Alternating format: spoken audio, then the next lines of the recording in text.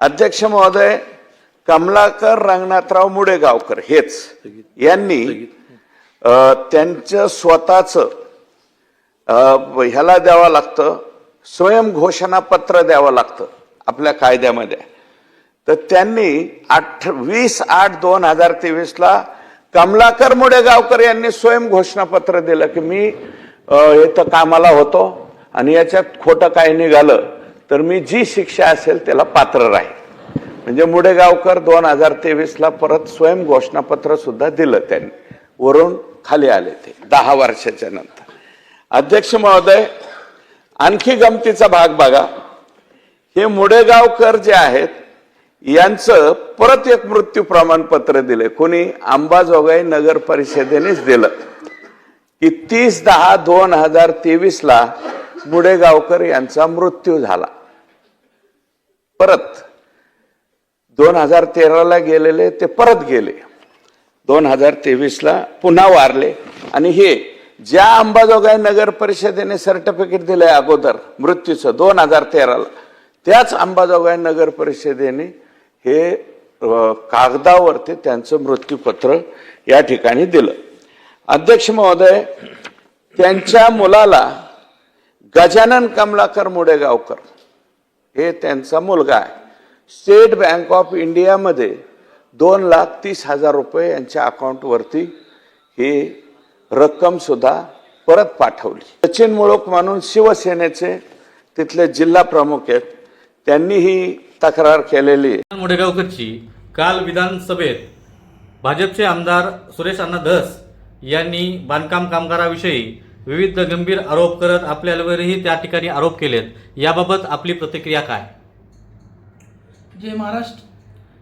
सुरुवातीलाच मी माननीय आमदार महोदय सुरेश अण्णा धस यांचे आभार मानतो की त्यांनी हा प्रकार महाराष्ट्रासमोर तर आणलाच, शिवाय माझ्यासमोर पण आणला.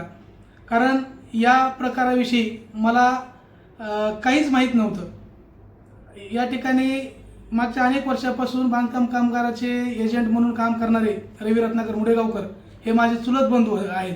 ते घरातलेच असल्यामुळं त्यांनी केव्हा माझ्या घरचे डॉक्युमेंट्स वगैरे घरून घेऊन गेले आणि माझ्या वडिलांची नोंदणी केली हे पण मला माहीत नाही. मला आत्ता समजते. आणि त्यातल्या त्यात त्यांनी जी आरबी कन्स्ट्रक्शन याच्यावर जी नोंदणी केली, तर त्या आरबी कन्स्ट्रक्शनावर त्यानं स्वतः हजारो कामगारांची त्या ठिकाणी नोंदणी केलेली आहे. वाटलं तर आजही तुम्ही नगर परिषदेमध्ये जाऊन चौकशी केली तर तुम्हाला ते सर्व रेकॉर्ड सापडेल की हे त्या नोंदण्या आरबी कन्स्ट्रक्शन अंतर्गत नोंदण्या रवी रत्नाकर मुडेगावकर यांनी केलेल्या आहे. आणि राहिला विषय, एके दिवशी मला फोन आला, मला म्हणले आपल्याला बीडला जायचे. माझं पण बीडला हमेशा काम असतं. मी बीडला गेलो. मला म्हणले की कामगारांची नोंदणी करायची, तिथे जाऊन व्हेरिफिकेशन करायचं. कारण पूर्वीसारखं इथं व्हेरिफिकेशन सेंटर नव्हते तालुक्याच्या ठिकाणी, बीडला जावं लागत होतं. म्हणून मी बीडला गेलो, गडबडीत होतो. मी थंब केले आणि मी माझ्या कामाला निघून गेलो.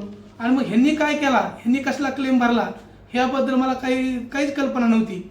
त्यानंतर त्या एके दिवशी आला, मला म्हणला की तुझ्या अकाउंटवर माझ्या संस्थेचे पैसे मी घेतलेत तर ती मला काढून दे.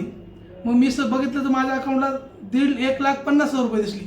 परंतु मला सुरुवातीला मी चौकशी केली तर त्यामधले माझं ते जे अकाउंट आहे ते कार लोनला अटॅच असल्यामुळं त्या अकाउंटमध्ये पैसे पडले की ते ऑटोमॅटिक कार लोनच्या खात्यामध्ये वर्ग होतात.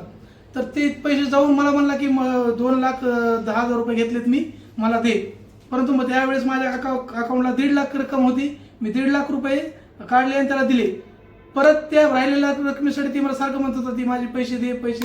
मग त्यानंतर थोडेसे ती हप्त्यात कटल्यामुळं कारच्या, मग नंतर मी त्याला 2-3 महिन्यानंतर तेही पैसे देऊन टाकले. आणि म्हणजे आत्ता मध्यंतरीच्या काळामध्ये थोडंसं आमचा घरगुती वाद झाला, त्याचा राग मनात धरून काय त्यानंतर ते माझ्या ह्याच्यावर शिवसेनेमध्ये आला. शिवसेनेमध्ये कामगार सेनेचं त्याला जिल्हा प्रमुख सचिन मुळूक यांनी माझ्या विरोधामध्ये जाऊन त्यांना पद दिलं आणि त्याचा वापर करून हा सगळा राजकीय षडयंत्र रचले.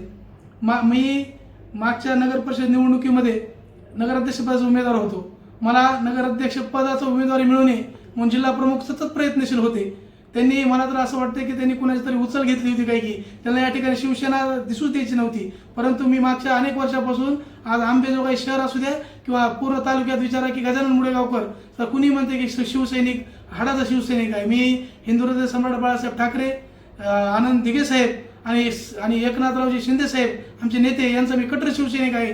मी अंबाजोगाई नगर परिषद निवडणूक लढवली, कुठेही मी मॅनेज झालो नाही. मी माझ्या जेवढी माझी ताकद होती त्याच्यावर नगर परिषद निवडणूक लढवली. या ठिकाणी अंबाजोगाई शहरामध्ये शिवसेनेचा धनुष्यबाण घरोघरी पोहोचवला. आणि हेच कुठंतरी ह्या जिल्हा प्रमुखाला नको होतं.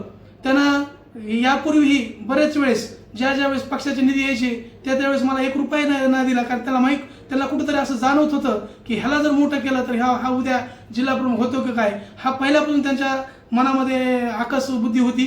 मध्यंतरीच्या काळात आम्ही मोठा कामगार मेळावा आणि म्हणजे हातपाय, कृत्रिम हातपाय बसवण्याचं मोठं शिबिर घेतलं, मोठा कार्यक्रम घेतला. त्या कार्यक्रमाला मंगेशजी चिवटे, खासदार ज्योतिताई वाघमारे या स्वतः उपस्थित होत्या.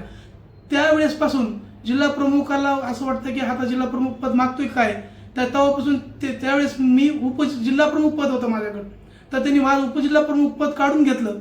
माझ्याबरोबर ऋषिकेश लोमटे यांचं पण शहर प्रमुख पद त्यांनी काढून घेतलं. म्हणजे काम करणाऱ्या कार्यकर्त्यांना बाजूला चालायचं आणि पुढे येऊ द्यायचं नाही काय, कारण पुढे आलं तर कुठं आपल्या पदाला धोकावर निर्माण होतो काय की. ही पहिल्यापासून त्यांचा विषय आहे. हा वेळोवेळी मी पक्षाकडे मांडलेला आहे. निवडणुकीमध्ये सुद्धा पक्षनिधीच्या संदर्भात पक्षाने जो काही निधी दिला तो आमच्यापर्यंत पोहोचला नाही, त्याची तक्रार मी निवडणूक झाल्या वरिष्ठापर्यंत केली. त्यामुळे त्याचा पण राग मनामध्ये धरून त्यांनी ही माझी राजकीय द्वेषापोटी आणि पक्षामध्ये माझी प्रतिमा मलिन व्हावी ह्या दृष्टिकोनातून ह्यांनी हा सर्व कट रचलेला आहे. परंतु या प्रकरणाशी मला काहीच माहीत नव्हतं. आणि जो दुसऱ्यासाठी खड्डा खणतो तो कधी ना कधी त्या खड्ड्यामध्ये जाणारच आहे. ते लवकरच प्रत्यय. या प्रकरणानंतर मी अशी मागणी करतो की जिल्हा प्रमुख सचिन मुळूक आणि रवी रत्नाकर मुडेगावकर यांच्या दोघांचे जर वैयक्तिक CDR कॉल रेकॉर्डिंग आणि CDR काढले तर यातून स्पष्ट होईल की हा कट कुणी रचला काय आणि कुणी माझी आणि माझ्या परिवाराची बदनामी केली.